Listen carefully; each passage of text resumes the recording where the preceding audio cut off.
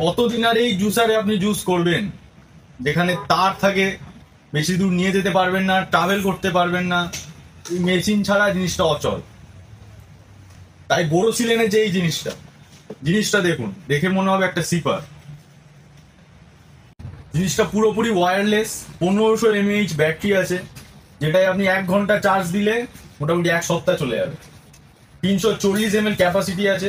লুকটা দেখুন, মনে হবে কোনো বোতল বা কোনো সিপার, যেটা আপনি জিমে নিয়ে যেতে পারবেন, ট্রাভেল করলে নিয়ে যেতে পারবেন। টাইপ সি চার্জার হবে। আর স্পিডটা দেখুন,